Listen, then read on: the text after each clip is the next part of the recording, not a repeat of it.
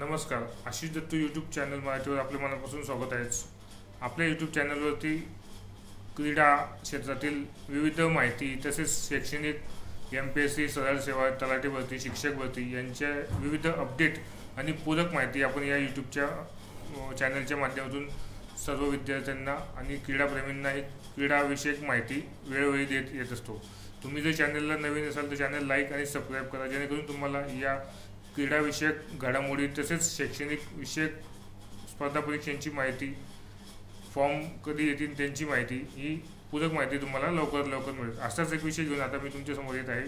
भारत आणि इंग्लंड यांच्यात तिसरा कसोटी सामना सुरू आहे. सलग 3 कसोटी सामन्यांमध्ये भारतीय कर्णधार शुभमन गिल यांनी नाणेफेकीचा गोल गमावलेला दिसून येतो.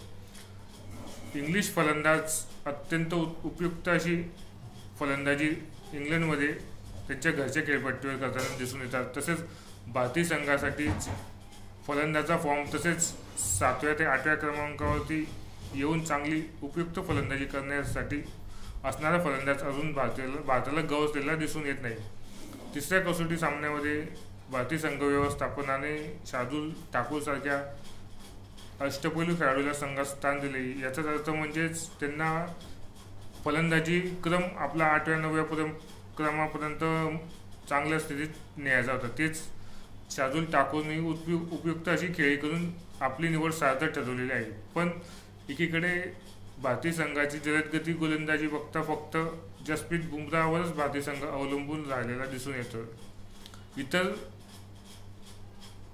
गोलंदाज म्हणजे मोहम्मद सिराज असो किंवा नवीन पदार्पण केलेला खेळाडू अंशुल कंबोज हे आपली छाप पाडण्यात अपयशी ठरलेले आहे.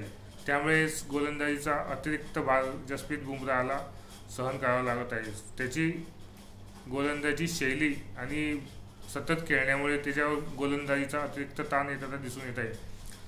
5 कसोटी सामन्यांची मालिका 2-1 इंग्लंड आघाडीवर असतानाच तिसरी कसोटी इंग्लंडने अवघ्या 22 ते 23 रनांनी जिंकलेली होती. त्यामुळे चौथी कसोटी नेमकी कोण जिंकणार की अनिर्णित राखणार भारत, याकडे सर्व क्रीडाप्रेमींचे लक्ष लागून राहिलेले आहे.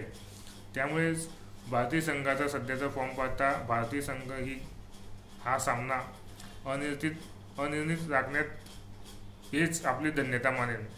समोर इंग्लंडचे फलंदाज चांगले फॉर्मवर आहे. जो रूटने नुकताच रिकी पॉन्टिंगचा कसोटीतला सर्वोच्च धावसंख्येचा रेकॉर्ड मोडलेला आहे. आता फक्त त्याच्यासमोर 1 नंबर क्रमांकावर असलेला सचिन तेंडुलकर हाच आहे.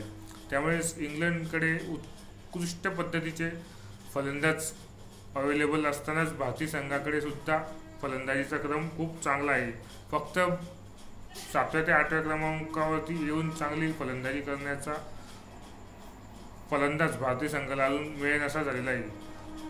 भारतीय संघाने 4थ्या कसोटीमध्ये शार्दूल ठाकूरला जरी खेळवले असले तरी त्याच्याकडून फक्त फलंदाजी चांगली होईल हीच अपेक्षा त्यांना होती. त्यामुळे त्याच्याकडे गोलंदाजीचा अतिरिक्त भार संघ व्यवस्थापनाने दिलेला नव्हता. यावरून हे स्पष्ट की भारतीय संघ व्यवस्थापन आपली फलंदाजीचा क्रम मजबूत करताना दिसून येतो.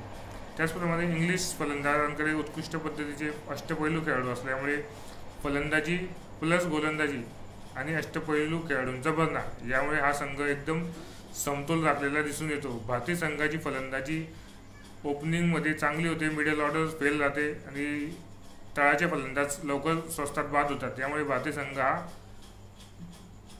लवकर गारद होतो. इंग्लंड संघ मजबूत यासाठी आहे की त्यांच्याकडे फलंदाजीचा क्रम चांगला आहे, उत्कृष्ट दर्जाचे फलंदाज चांगले आहे, गोलंदाजीचा क्रम सुद्धा चांगला आहे.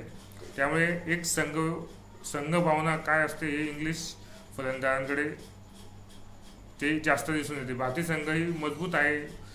भारतीय संघाकडे जलदगती मारा अत्यंत उपयुक्त आहे. जसप्रीत बुमराह सारखा आंतरराष्ट्रीय लेवलला खेळलेला खेळाडू भारतीय संघाकडे असल्याने भारतीय गोलंदाजी धार ही खूप मजबूत आहे. पण जसप्रीत बुमराहला साथ देणारा असा अजून एखादा जलदगती गोलंदाज भारतीय संघाला भेटला तर हे उत्तमोत्तम राहील.